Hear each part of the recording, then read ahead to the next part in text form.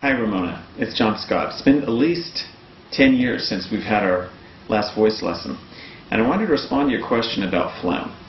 A lot of singers experience phlegm when they go to sing and you get all this mucus, and they ask me questions like, well, am I drinking too much milk, or am I not drinking enough lemon tea or something like that. And the reason for the mucus is that your vocal cords are feeling unhappy. They're feeling like they're losing that protective coating that keeps them safe, like the oil in your engine.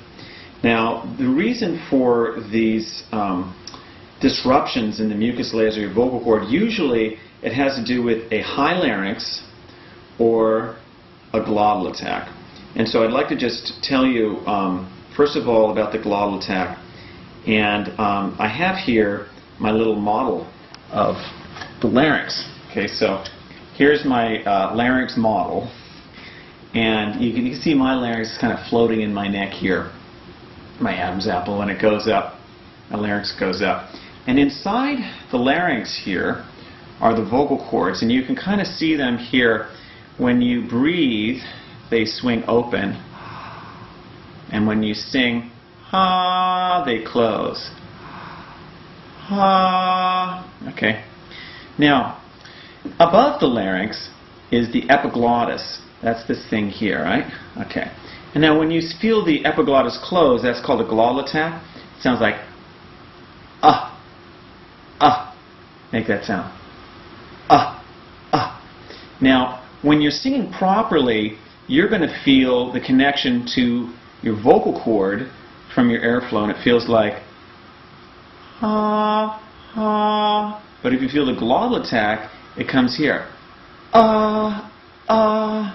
The reason the glottal attack is so harmful, and most of my students who have gotten into serious trouble with their vocal cords have been victims of the glottal attack, it's because your body is sensing a tremendous load of pressure here that the epiglottis can handle.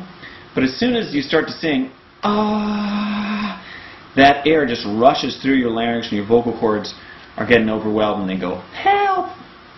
So, the first thing to do if you're getting phlegm is to check and see if you're using a glottal attack.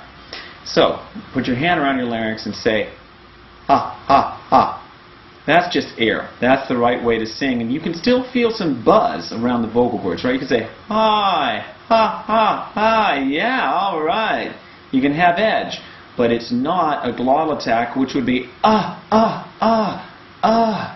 The other thing that happens with the glottal attack is that oftentimes our pitch is thrown off, because when we're singing on a sustain, we have to sustain it at the vocal cord. The epiglottis has to let go. But all of a sudden you get this big pressure change between the epiglottis and the vocal cord, and the pitch changes too. The other part about generally phlegmy singers is that your larynx is probably too high.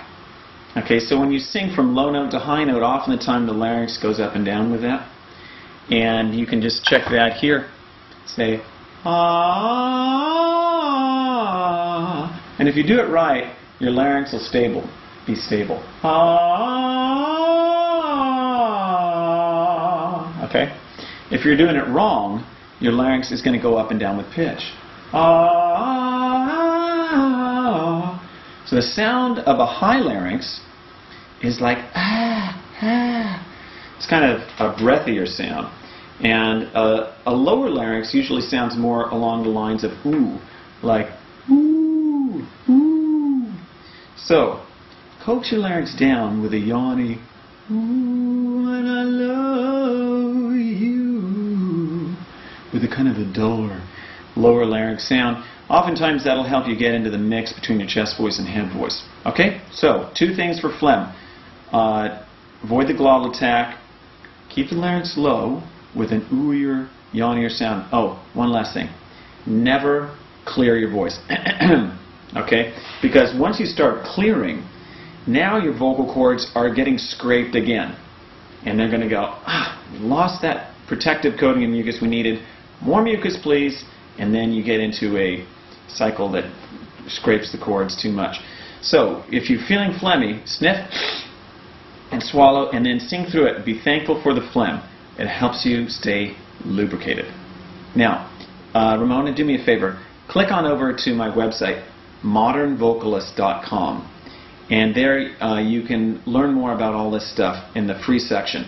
Okay? You have to enter your email to get into the free section, but it's free other than that.